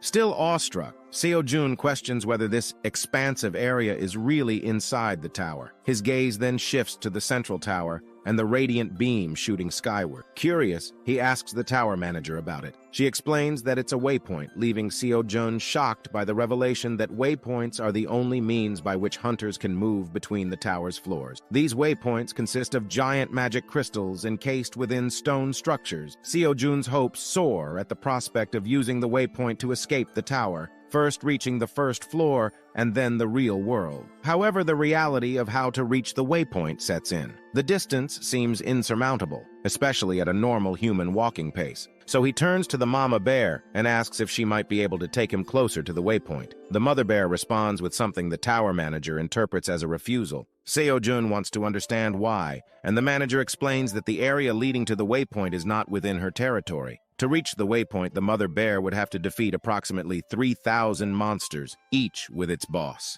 in areas outside her territory. Even for her, this would be a challenging task. Understanding that there are formidable monsters on the way to the waypoint, Sejun realizes that the journey won't be easy, even with the bear's assistance. The mother bear then points to the forest on the other side of the cave, which the tower manager interprets as indicating her territory extends from the forest inside the cave to the surrounding area. She implies that while she can protect Sejun within her territory, outside of it, there are dangerous monsters that could harm him, and even she would struggle to defeat them while safeguarding him. Upon understanding the mother bear's message, Sejun said, "It's okay," with a sad face. Then we saw the queen bee, the white rabbits, and the black rabbit also coming out from the cave. The black rabbit brought Sejun's bag and handed it to him. Sejun thanks the black rabbit, and as the queen bee perches on his shoulder, the baby bear affectionately hugs the black rabbit. At first, the rabbit is taken aback, but he soon happily pats the bear cub's head. Meanwhile, the mother bear is communicating something to Sejun.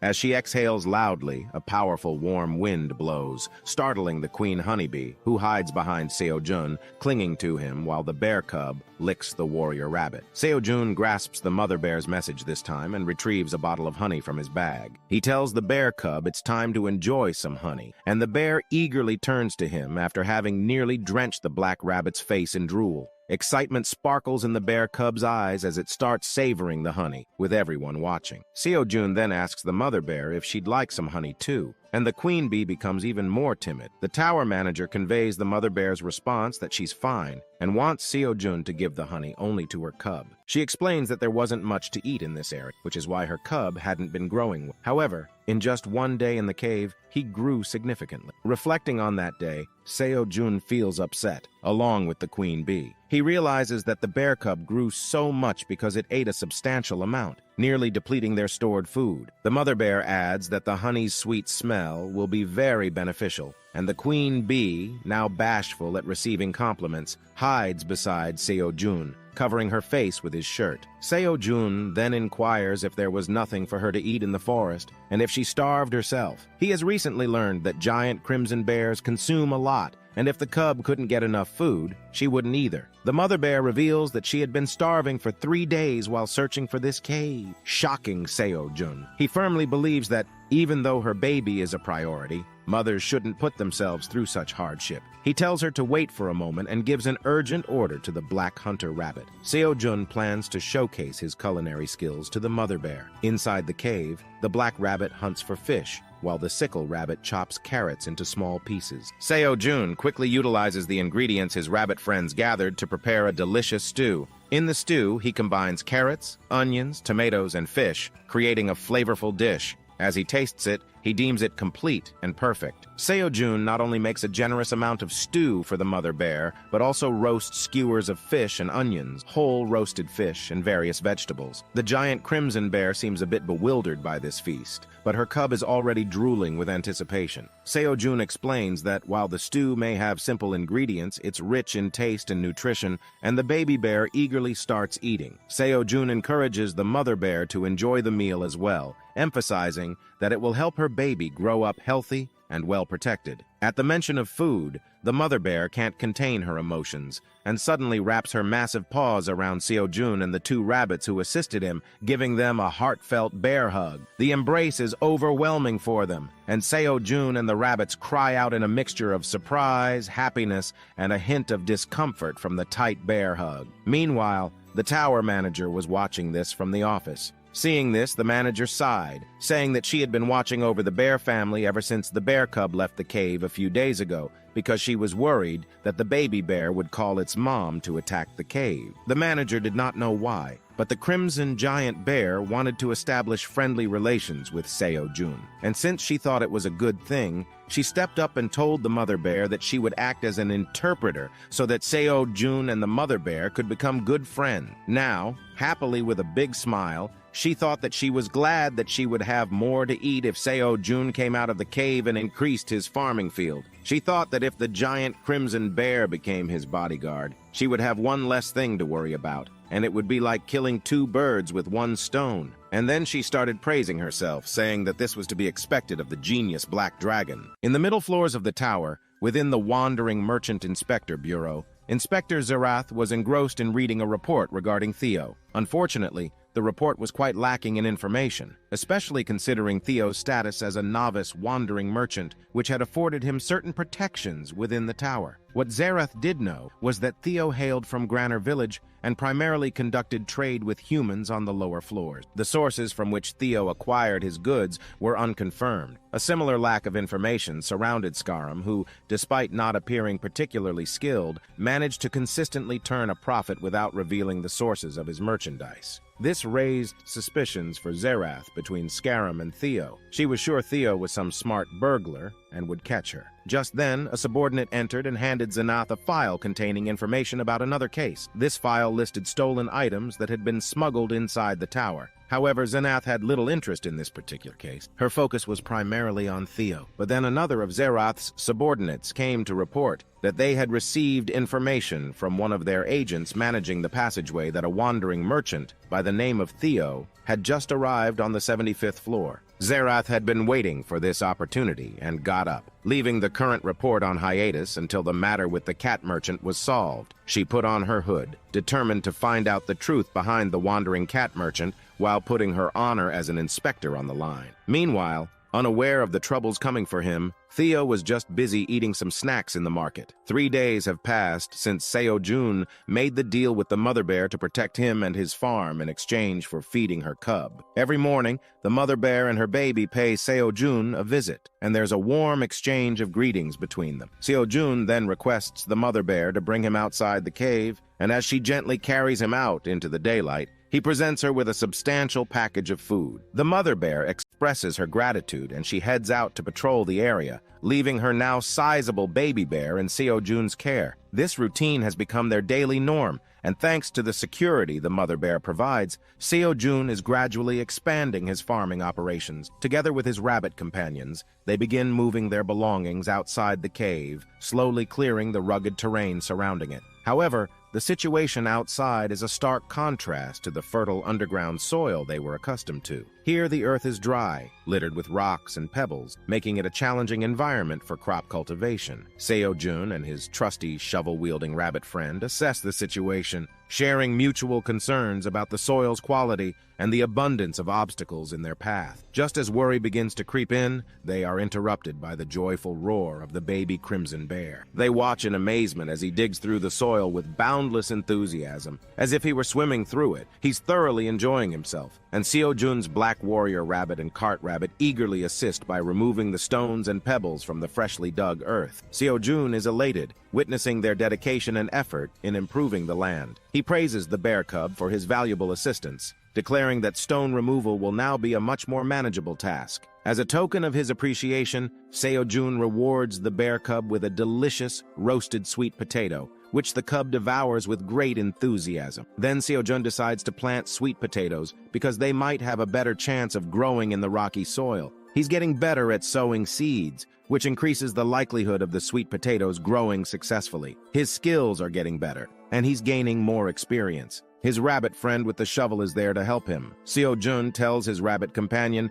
that they can try growing cherry tomatoes later. However, as Sejun turns around, he's shocked to see the baby bear digging up and eating the sweet potatoes they just planted. He scolds the bear, letting him know they're not digging for treasures. The bear looks remorseful, realizing his mistake. Sejun understands that he needs to teach the bear how to plant, because they'll be staying here for a while. Meanwhile, Theo is back on the 38th floor of the tower to sell another batch of cherry tomatoes. He's selling them in groups of 300, and he has 180 of them in total. The hunters are excited about the auction. However, Theo notices that he's making less gold this time because the wealthy buyer from before isn't present. Dong-sik approaches Theo and asks if he has checked whether the contract from their previous deal has been fulfilled. Theo confirms that he has, and Dong-sik seems relieved. He requests a favor from Theo, a photo together because his daughter is fond of cats. Theo agrees, and in gratitude, Dong-sik gives him a pouch of red pepper powder. Curiosity got the best of Theo, and he became intrigued by why Sejun liked the spices so much.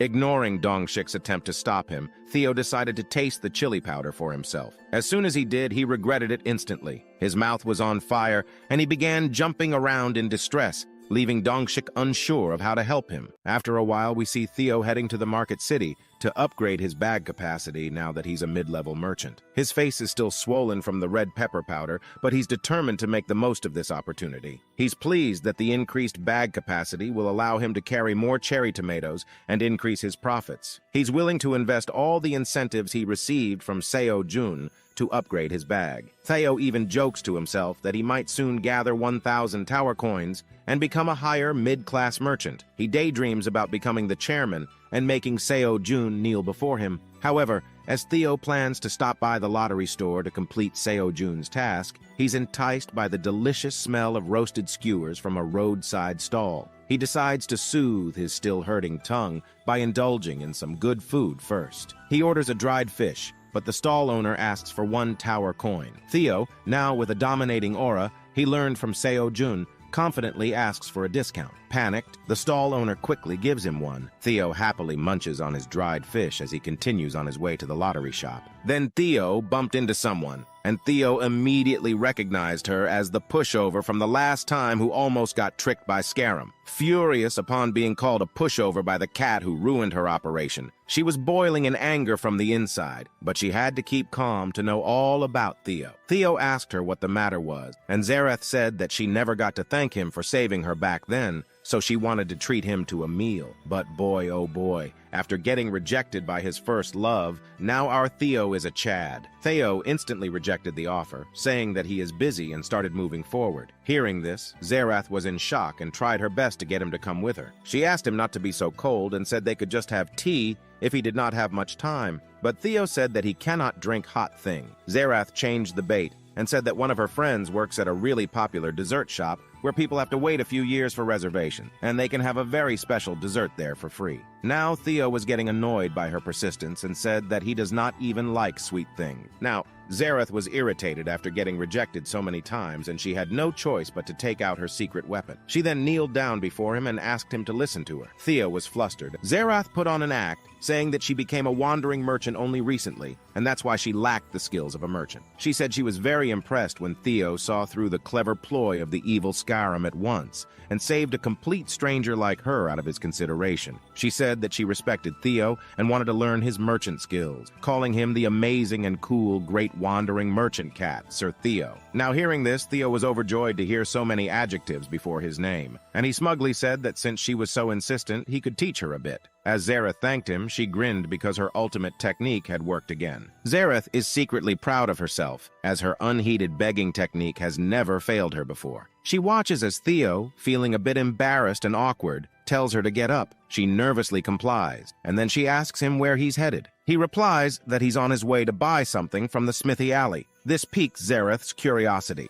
She decides to follow him silently, wanting to see what excellent items Theo is about to purchase. They eventually arrive at a shop, but Zareth is surprised by what she sees. The shop has a 50% discount on everything, and it looks rather shabby with a collection of old, unapprised items. It's essentially a junk store. She wonders what kind of merchant skills Theo intends to teach her in a place like this. Theo approaches the shopkeeper and inquires if the sign outside is true, that they really sell all items for 20 tower coins. The shopkeeper confirms it. Zareth recalls the premium and reputable shops they passed on their way here. She had suggested to Theo that if he was looking for items to resell, he should visit one of those stores. However, Theo just smugly laughed off her suggestion and told her to shut up and follow him. Now she finds herself in this seemingly run-down shop, where the owner has made it clear that most of the items are unappraised, old, and junk. Suddenly, Theo slams his paw on the table and loudly demands a discount from the shopkeeper, leaving Zenith shocked, thinking, "What the hell is Theo saying? Asking for a discount on a shop that is already offering a 50% discount? How stupid is that?" Theo was confident that he could secure a good deal. However, the shopkeeper surprised him by offering a slight discount, selling the items for 18 tower coins instead of the usual 20. This left Zareth speechless because Theo's bold tactics seemed to be working. Yet, Theo wasn't content with this reduction. He pushed for an even better deal, demanding a price of only 13 tower coins. He sweetened the deal by promising to become a regular customer if he received this discount. The shopkeeper, amused by Theo's determination, couldn't help but chuckle. He admitted it had been a while since he encountered such an entertaining merchant, and agreed to the lower price of 13 tower coins. As Theo celebrated his triumph, Zerath couldn't quite fathom what had just transpired. She watched as Theo turned to her, grinning widely, and asked if she had seen his negotiation skills at work. She responded with praise, calling him cool, yet deep down, she couldn't shake the feeling that he had simply been stubborn. Then Zerath asks Theo what he was planning to buy here in the first place, and Theo takes a look around as he tells her that he will decide it soon. It does not take him long to find what he is looking for in an old wooden box, and he shows off an old straw hat to Zerath, saying he was planning to buy this. She cannot believe it, and asks Theo if he was serious about buying that trash thing, and he replies that he was serious but asks why she was reacting like this. Zerath asks him if he cannot see what was wrong with his choice because he did not even select a weapon, but a worn-out straw hat that definitely had to be junk. The shopkeeper hears her words and asks her if she has any complaints about his shop, and she is taken aback as she says there is nothing like that. Even Theo scolds her for being a nuisance, and she apologizes while being upset and confused about why she was apologizing. But Theo has decided to buy the straw hat as Sejun had told him to buy whatever he liked, and he liked the hat at first glance. Then they leave the shop, and he tells Zerath that since he has shown her everything, he will be going back now. She is confused, and Theo gently pats her shoulder while acting smug and tells her that his merchant techniques must have passed on to her nicely. He tells Zerath that he hopes that she becomes a good merchant, and with those parting words, he takes off. She is stupefied for a moment, but then thinks that she can't help it. She thinks that despite her doubts, it would be unnatural to follow the cat merchant any more than this, and decides to retreat for now. But as she turns to go back, something clicks within Zerath's mind. She turns back in shock, takes a good look at the straw hat with Theo,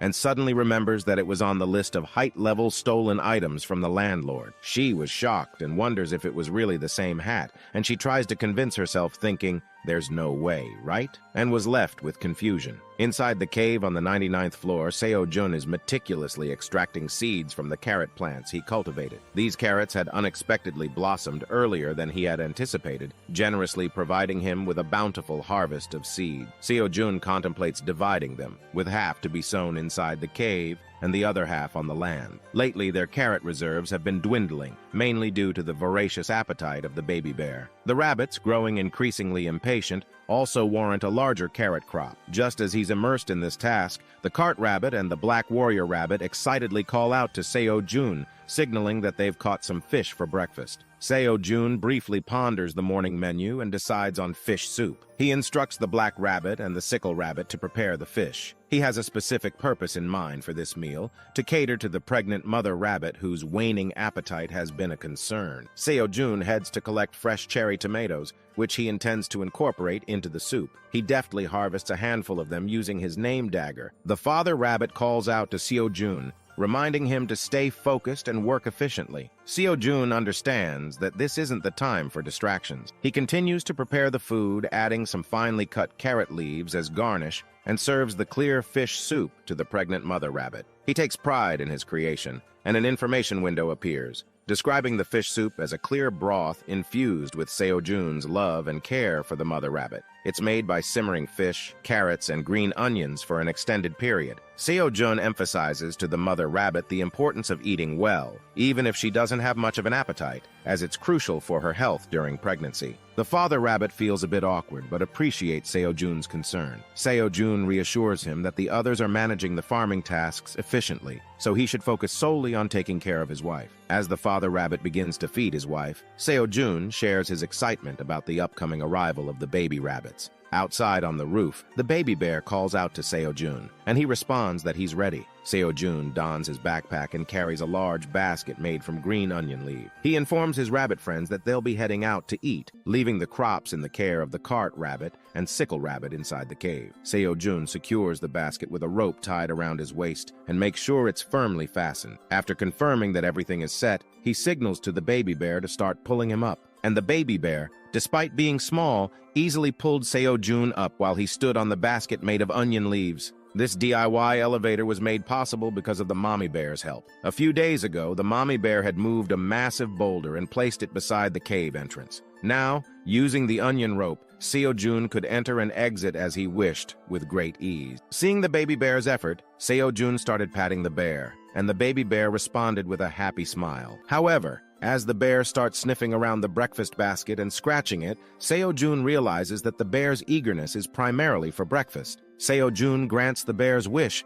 and reveals a bunch of roasted sweet potatoes. He explains that while the bear usually eats them raw, today he'll try the roasted one. Sejun had saved some sweet potatoes from last night's cooking, despite the manager's protests. The bear is completely captivated by the taste of the roasted sweet potatoes, eating them enthusiastically, even including the onion leaf cover. Sejun advises him to slow down, but by then only one sweet potato remained. Then, the baby bear had an idea. He grabbed a sweet potato in his mouth and started digging in the soil. Sejun, puzzled, asked the bear what he was up to. The bear pointed at the roasted sweet potato he'd just buried in the ground and patted it down. Sejun questioned if the bear planned to eat the sweet potato after it grew. The bear proudly nodded, thinking he'd mastered the concept of farming. However, Sejun and the rabbits burst into uncontrollable laughter, rolling on the floor. The bear was baffled. Sejun explained that planting cooked food in the ground wouldn't make it grow. Farming didn't work that way. Despite their laughter,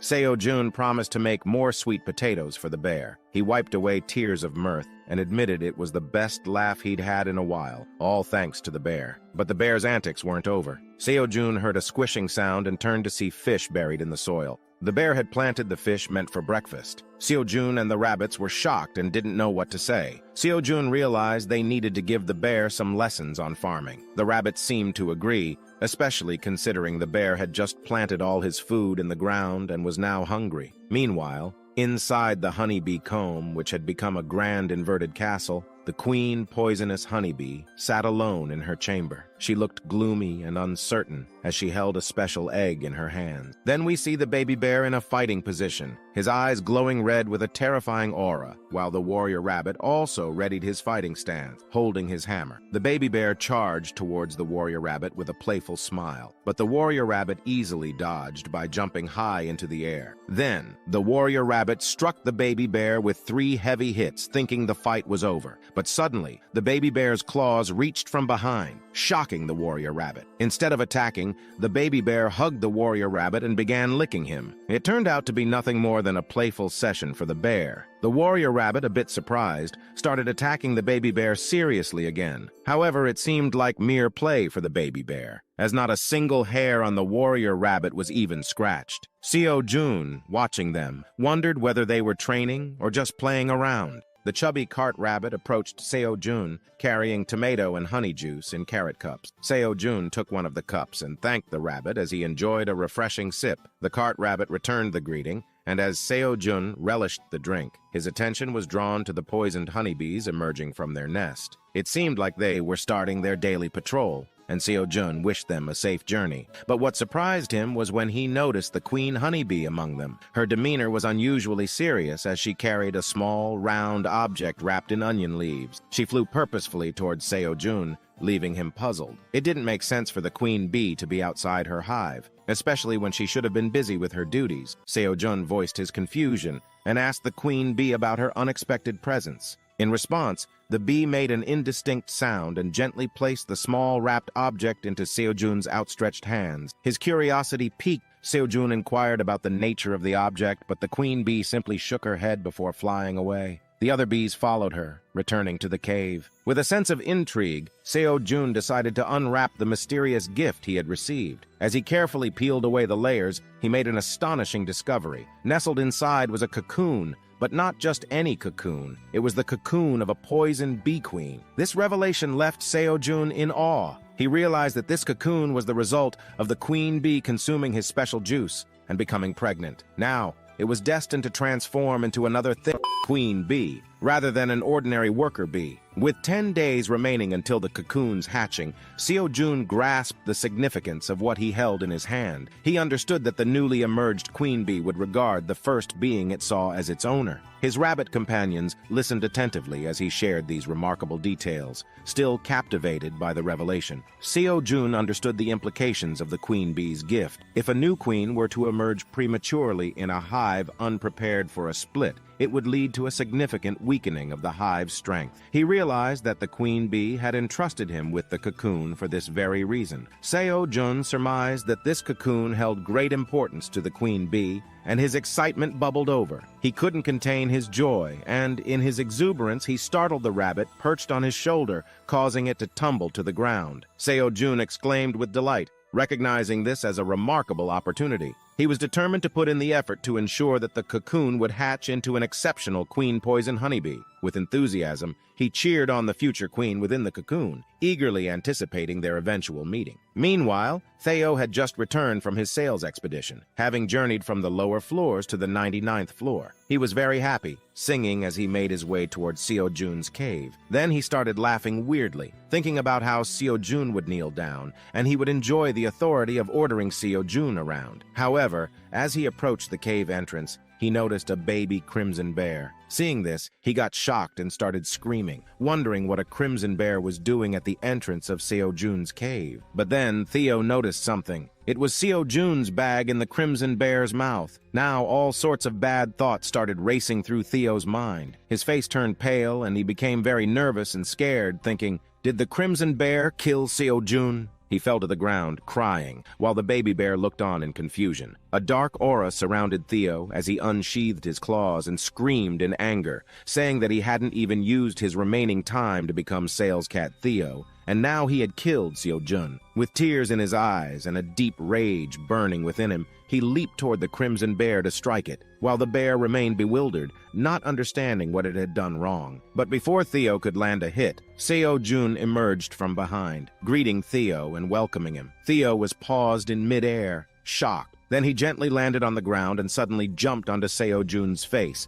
who was hanging on the onion rope as he emerged from the cave. Sejun clung to the rope as he almost fell because of Theo suddenly jumping onto him. Then Theo, in a panic, started asking Sejun if he was okay and if he was hurt anywhere. Confused, Sejun asked what Theo was saying, but without listening to Sejun, Theo crawled towards Sejun's legs, checking if he was hurt anywhere or not, while Sejun was shouting that he would actually fall at this rate and then get injured for real now. Theo, not satisfied with just the presence of the giant crimson bear cub, bombards Sejun with questions. He asks Sejun to explain what's going on with the bear. Sejun, displaying patience with his inquisitive sales cat, asks Theo to limit his questions to one at a time. He steps out of the cave and proceeds to provide a comprehensive explanation. Sejun introduces the giant crimson bear cub to Theo, recounting how their friendship began when the cub accidentally fell into the cave. He explains that they quickly became friends, and now he has an arrangement with the bear's mother. She guards the surrounding areas in exchange for food and honey for her cub.